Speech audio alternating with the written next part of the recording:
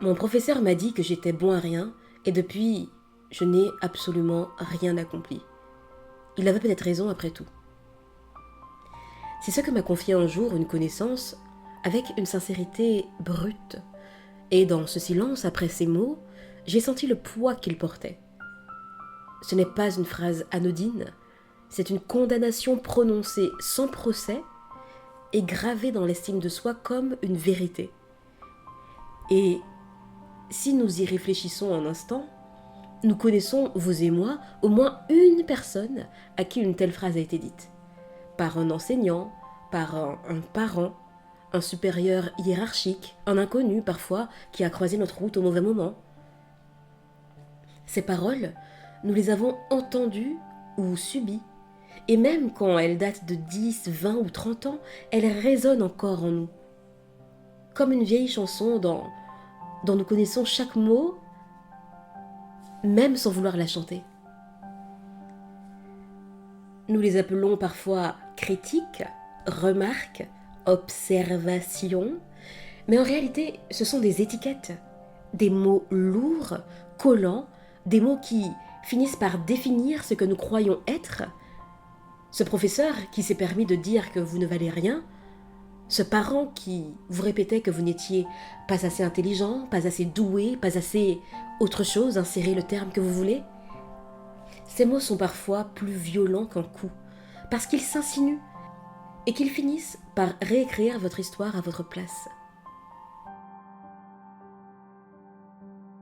Je vous parlais récemment de ces monstres dans le placard, ces blessures non réglées que nous rangeons dans un coin de notre esprit, mais qui, au fil du temps, guident certains de nos choix, influencent nos décisions, sabotent nos relations.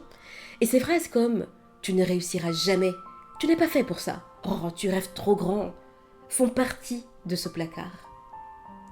Et elles y dorment, mais elles respirent encore.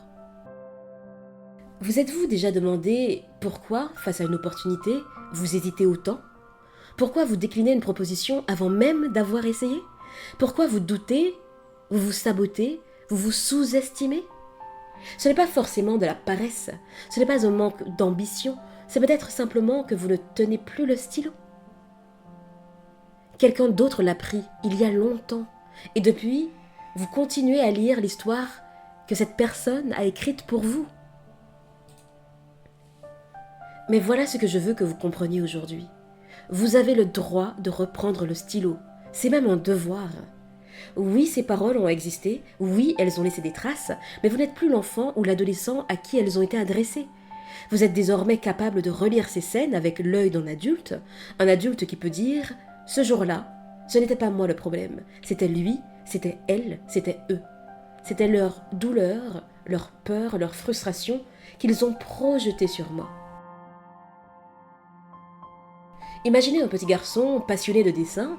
Il passe des heures à gribouiller, à créer, à inventer des mondes, jusqu'au jour où un adulte, un parent, un prof, peu importe, regarde un de ses dessins et dit « Oh, ce n'est pas très joli, tu ne sais pas dessiner. » Ce n'était qu'une phrase, mais ce jour-là, il a rangé ses crayons et il n'a plus jamais osé en reprendre un.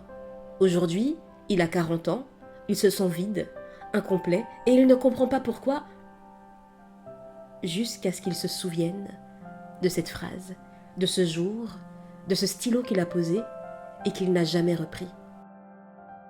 Reprendre le stylo de votre vie, ce n'est pas tout recommencer, ce n'est pas nier ce que vous avez traversé, c'est reconnaître que malgré les erreurs, malgré les blessures, vous avez encore le pouvoir d'écrire la suite.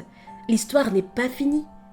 Alors, oui, ça demande du courage, parfois même, ça demande de pleurer ce qui n'a pas été, de faire le deuil de certaines illusions, mais surtout, ça demande de faire face, d'affronter.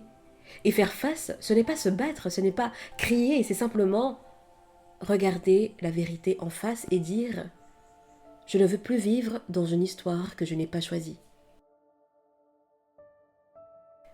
Nous ne pouvons pas changer le passé, mais nous pouvons en désamorcer le poison.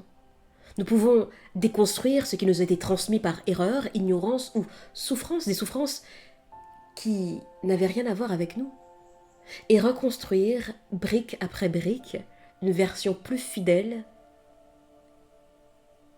de qui nous sommes réellement. À qui avez-vous confié le stylo de votre vie? Est-ce encore cette personne, ce professeur, ce parent, ce supérieur? Est-ce cette version de vous-même, blessée et silencieuse, qui écrit en pilote automatique? Ou êtes-vous prêt à dire, c'en est assez, maintenant j'écris moi-même? Vous n'avez pas besoin d'avoir toutes les réponses. Vous n'avez pas besoin d'être sûr de tout. Il suffit juste de reprendre le stylo et de commencer une phrase, une seule, la vôtre. Et si en ce moment vous sentez que c'est le bon moment, je vous invite à un petit geste symbolique. Laissez un stylo en commentaire. C'est un petit acte, mais c'est un acte fort. C'est votre façon de dire « je reprends la main, je reprends le pouvoir, je reprends l'histoire ». Je vous dis à bientôt et d'ici là, imposez-vous.